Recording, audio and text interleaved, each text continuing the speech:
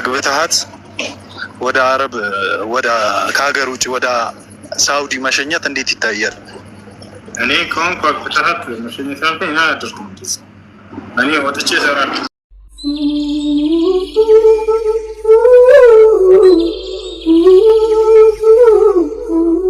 አግብተሃት ወደ አረብ ወደ ከሀገር ውጭ ወደ ሳውዲ መሸኘት እንዴት ይታያል? እኔ ከሆንኩ አግብተሃት መሸኘት ያልከኝ ና አድርጉም እኔ ወጥቼ እሰራለሁ።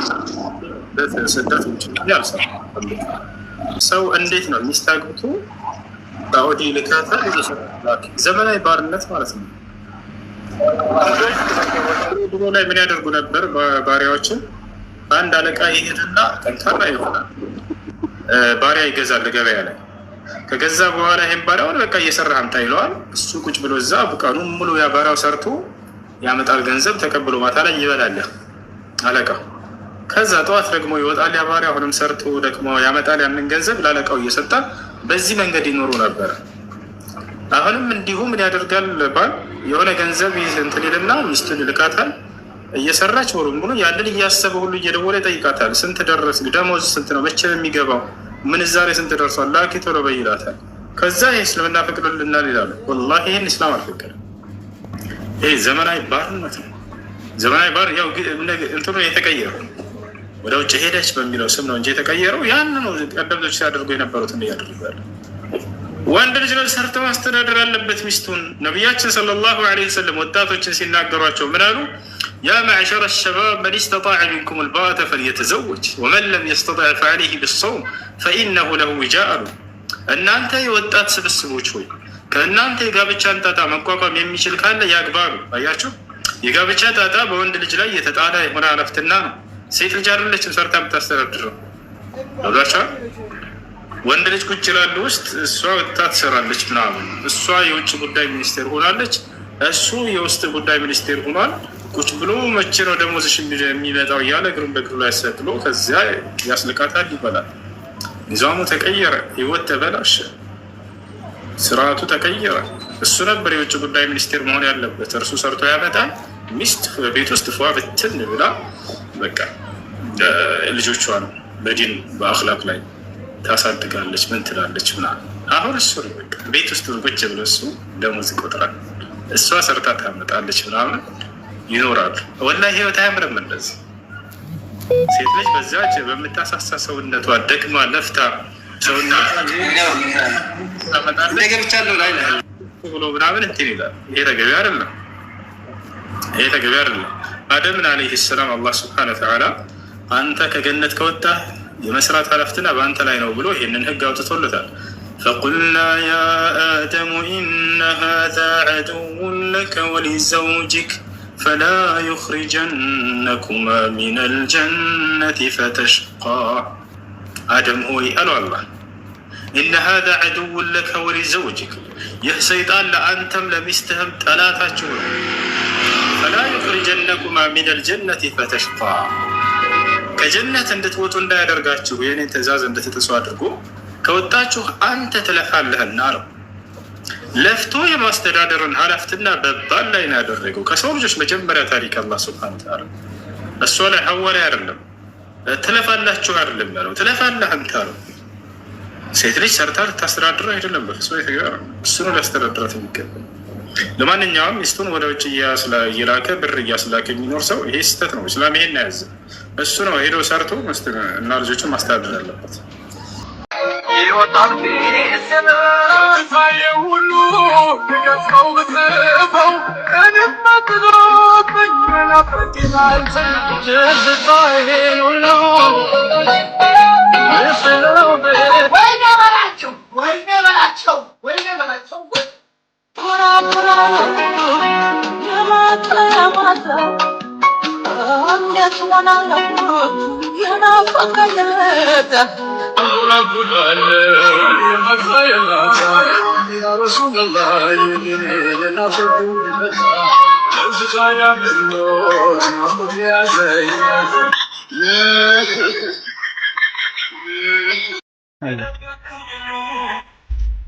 ነቢዩ ሙሐመድ ሰለላሁ ዐለይሂ ወሰለም እውነት የሳቸው ወዳጆች ወይም ለነብዩ ያለንን ፍቅር ከአስቴር የሚያስኮርጅ ከኤፍሬም የሚያስኮርጅ ነው ያላህ ባሪያዎች? አበደን ከላ። አዑዙ ቢላሂ ሚነ ሸይጧን ረጂም። እኛ ሰላታችን ላይ አተሕያ ላይ ቁጭ ብለን አላሁመ ሰሊ ዐላ ሙሐመድ ወዐላ አሊ ሙሐመድ ከማ ሰለይተ ዐላ ኢብራሂም ወዐላ አሊ ኢብራሂም ኢነከ ሐሚዱን መጂድ ወባሪክ ዐላ ሙሐመድ ወዐላ አሊ ሙሐመድ ከማ ባረክተ ዐላ ኢብራሂም ወዐላ አሊ ኢብራሂም ኢነከ ሐሚዱን መጂድ ነው የምንለው። አዛን ብሎ አዛን ብሎ ስል እኔ ጋር አዛን አለ። ሰግጄ ልምጣ አንዴ? እሺ መጣ።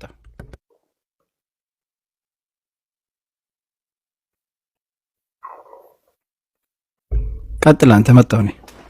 ኸይር። አዛን ላይ اللهم رب هذه الدعوة التامة والصلاة القائمة آتي محمدا الوسيلة والفضيلة وابعثه مقاما محمود الذي وعدته እያልን እሳቸው ላይ እናወድሳለን፣ ዱዓ እናደርግላቸዋለን። ከየት ተይዞ ነው እስቲ አላህ ያሳያችሁና ከነ አስቴር ከነ ኤፍሬም ከነ ምናምን የሚዋሱልን? እኔ ይኸውላችሁ የመጨረሻ ጥያቄ አለኝ። እሱ ምንድን ነው? እነ ሙዓዝ እኛ ለነቢዩ ሰለላሁ ዐለይሂ ወሰለም ላለን ሁብ ነው የመድህ ወዳጆች ነን የሚሉ ሰዎች አሉ። መድህ ማለት ምን ማለት ነው? ነቢዩ ማወደስ ስለምንወድ ነው ይላሉ። ችግር የለም፣ እኚህን ውድማ እንድንወድ ነው የታዘዝነው። ጥያቄው እውነት እሳቸውን የሚወድ ሰው አላህ ለጥሩ ነገር ያጨዋል ወይስ በጥፋቱ የተነሳ ልቡ ይታሸጋል? በእሳቸው ላይ በመጫወቱ የተነሳ ልቡ ይታሸጋል? ይሄ መልሱልኝ፣ አላህ ባሪያዎችን መልሱልኝ። እውነት ነቢዩን የወደደ ሰው አላህ ለተሻለ ደረጃ ይመርጠዋል ወይንስ በነቢዩ ላይ ያሾፉ ሰዎችን እወዳለሁ ቢሉም በምላሳቸው ወደ ምን ይሄዳሉ? ወደ ምን ይሄዳሉ? የአላህ ባሪያዎች ሆይ ወደ መጥፎ ነገር ይሄዳሉ። ለዚህ ማነሳው ምንድን ነው? ሙዓዝ ራሱ ቅርብ ቀን ለጥፎ የነበረው ቪዲዮ አለ፣ ለጥፎ የነበረው ፎቶ አለ። ድሮ አብሮት ከሱ ጋር ጓደኛ የነበረ አሁንም በአንዳንድ ጉዳዮች የሚገናኙ ይመስለኛል። የድሮ ፎቶአችን ምናምን ብሎ ላይፍ ቦይ ምናምን የሚባል አንድ ሳሙናም አለ። ያው የድሮ መሆኑን ለማሳየት ነው። ከዛ ምን አለ? ሱብሃንአላህ፣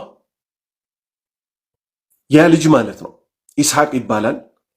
ኢስላማዊ ዲጄ ነኝ፣ በነቢዩ ሰለላሁ ዐለይሂ ወሰለም ምን ሰለዋት እያደረግን ሰርግ እንደግሳለን አለ። ጥሩ።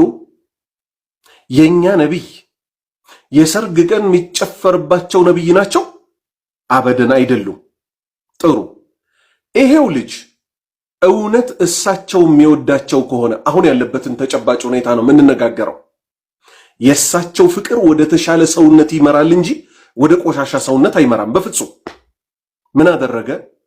ፀጉሯን ከተገለጠች ሴት ጋር አልጋ ላይ ቁጭ ብለው ሁለቱም ሙዝ ላጠሱ። ከዛስ ሊያጎርሳት ነገር አለና ከዛ ወደ ምን አደረገ? ልትጎርስ ስትል ወደ ብልቱ አስጠጋው ሙዙን ጎንበስ ብላ እንድትጎርስ። ኢና ሊላሂ ወኢና ኢለይሂ ራጂዑን። የነቢዩ አኽላቅ ሰለላሁ ዐለይሂ ወሰለም እውነት እሳቸውን የሚወድ ሰው አረ ምኑንም የማያውቅ እንዲህ አይነት ጨምላቃ ሰው ይሆናል? ዛሬ እነዚህ ሰዎች ሲፈልጉ ይጨፍሩባቸዋል፣ በሳቸው ማለት ነው። የሚፈልጉት ይሄንን ነው። ኡማው ምን እንዲሆን? በቃ ከተውሂድ የራቀ ከሽርክ የራቀ እኔ ገሌ ሸህ ተከታይ ነኝ የመሳሰለውን ብሎ አላህን ትቶ ከአላህ ውጭ ወዳለ ምን እንዲሆን? አምልኮን እንዲሰጥ ነው የሚፈልገው። ይሄን ነው እንግዲህ የአባቶቻችን መንገድ የመሳሰለው ሚሉን ማለት ነው። ኢንሻአላህ ሙቤ ይመለስና አንድ የመጨረሻ ቪዲዮ አለችኝ የምታስገርም የሆነች ባላህ ፍቃድ፣ እሷ ላይ ደግሞ የምናየው ነገር አለ። በዛ እንጨርሳለን።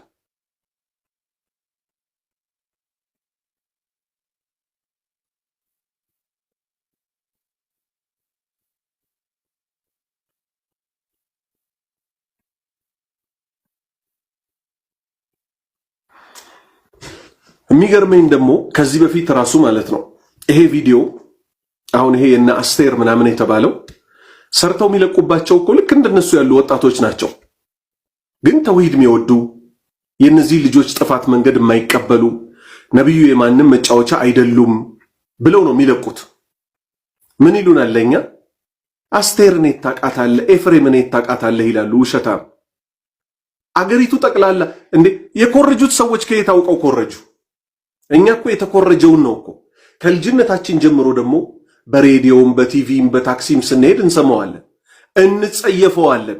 ከምንጸየፈው ነገር ግን እኛ አንኮርጅም። ያውም እኚህን ውድ ሰው ነቢዩ ሙሐመድን ሰለላሁ ዐለይሂ ወሰለም እሳቸውን ከእንዲህ ከቆሻሻ ነገር ኮርጀን አበደን አናደርገው። የኮረጁት ሰዎች ግን ከየት አመጡት ብላችሁ ለምን አትጠይቁ? ሰው እኮ በጭፍን በዚህ ደረጃ ሊሞኛ አይገባው። ይሄው እስካሁን በድምጽ ፋይል በማስረጃ ቁጭ ቁጭ ቁጭ ቁጭ ቁጭ በድምጽ ያነበብኩላችሁም ቢሆን በመጽሐፍ ላይ ከድምጽ ፋይሎቻቸው የተወሰደ። ስለዚህ ምን ማድረግ? መመለስ ሳይመሽ ሞት ሳይመጣ አህባሾች የሚፈልጉት አላህን ትተን ከአላህ ውጭ ያሉትን እንድንገዛ እንድናመልክ። ባለፈው አሁን ቅርብ ቀን የአህባሾች ሸህ ነኝ ብሎ ጺሙ ሸብቶ ሂና ሁሉ ተቀብቶ ይጠየቃል። የሞተን ሰው መለመን እንዴት ይታያል ሲባል ምንድነው ያለው? አላህ ይመልሰውና ይፈጥራሉ እስካልተባለ ድረስ አለ። ይፈጥራሉ ብሎ እስካላመነ ድረስ ሰውየው አለ። የመካ ሙሽሪኮች መች ነበርና እነላትና ኡዛ ይፈጥራሉ ብለው ነበር እንዴ ሲያመልኳቸው የነበረው? በፍጹም አምልኮ ነው የሰጧቸው። አምልኮ ከአላህ ውጭ ለማንም አይሰጥም። የሚለመነው አላህ ብቻ ነው። ቃል አላሁ ተዓላ ከፍ ያለው አላሁ ስብሓነሁ ወተዓላ እንዲህ አለ፣ ወቃለ ረቡኩም ጌታችሁ አለ፣ ኡድዑኒ ለምኑኝ፣ አስተጂብ ለኩም ለእናንተ መልስ ሰጣችኋለሁ። ኡድዑ ለምኑ ብቻ ብሎ አይደለም የተወው፣ እኔን ብቻ ለምኑ አለ። ነቢዩ ሙሐመድ ሰለላሁ ዐለይሂ ወሰለም ደግሞ ምን አሉ? አዱአኡ ጸሎት እኮ ሁወል ዒባደቱ እሱ እኮ ነው አምልኮ አሉ። ስለዚህ ልመና ከአላህ ውጭ ለማንም አይሰጥም። ያ አካል ይፈጥራልም አልከው አይፈጥርምም አልከው፣ ልመና ከአላህ ውጭ ለማንም አይሰጥም። ሙባረክ አንድ ቪዲዮ ልኬልሃለሁ መሰለኝ። የሆነ ሰውዬ ለሆነች ሴትዮ የቡና ምርቃት እየመረቃት። አዎ ክፈትልኝ እሱም ቪዲዮ እስከ 25 ሰከንድ ድረስ። ኦኬ ቡና ምርቃት። ኦኬ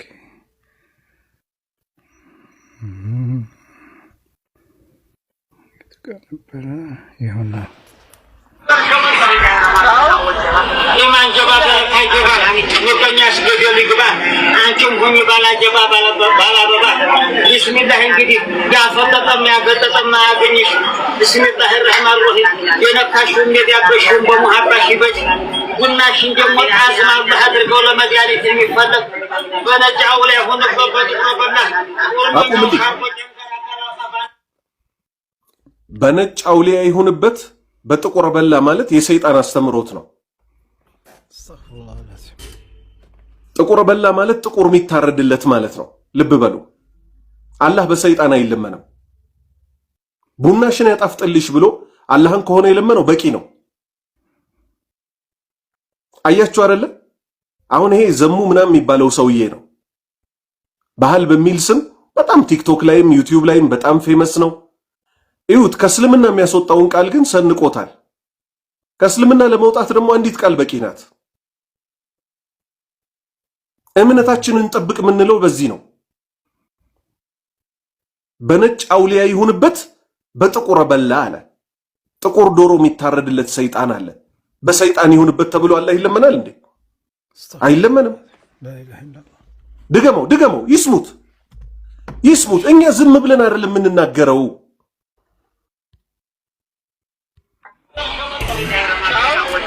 ኢማን ጀባ ታይጀባ ንቀኛስ ገደል ይግባ አንቺም ሁኚ ባላጀባ ባላበባ ቢስሚላህ እንግዲህ ያፈጠጠ የሚያገጠጠ ማያገኝሽ ብስሚላህ الرحمن الرحيم የነካሽውን የሚያበሽውን በመሐባሽ ይበጅ ጉናሽን ደግሞ አዝማ አላህ አድርገው ለመድኃኒት የሚፈለግ በነጃው ላይ ሆነበት በድሮበላ ቁርመኛው ሻርቆ ደንገራ ባባባ ባናቱ ሚዲካ ይሄው አቁምልኝ። ጨንገር ማለት ሰይፉ ጨንገሬ ማለት ነው። አገራችን ላይ የሚመለኩ ጂኖች አሉ። ልብ በሉ። ሰይፉ ጨንገሬ፣ አዳል ሞቴ፣ ወሰንጋሎ፣ ሻሺት፣ ራሂሎ፣ አንበሶ እነዚህ ሁሉ በሚያዝያ በግንቦት የሚታረድላቸው ናቸው። ይሄ ነው የአህባሽ እምነት። ይሄ ሲነካ ነው የሚያብዱት። ሰለዋት አትወዱም ይሉናል፣ ግን ሰላት ስንሰግድ ደግሞ ባይናቸው ያዩናል። እስቲ ሰላት ያለ ሰለዋት አለ? التحيات لله والصلوات والطيبات السلام عليك أيها النبي ورحمة الله وبركاته السلام علينا وعلى عباد الله الصالحين أشهد أن لا إله إلا الله وأشهد أن محمدا عبده ورسوله اللهم صل على محمد وعلى آل محمد كما صليت على إبراهيم وعلى آل إبراهيم إنك حميد مجيد وبارك على محمد وعلى آل محمد كما باركت على إبراهيم وعلى آل إبراهيم إنك حميد مجيد هكذا. ስለዚህ አላህ ባሪያዎች ሆይ ተውሂድን እንወቀው እንማረው።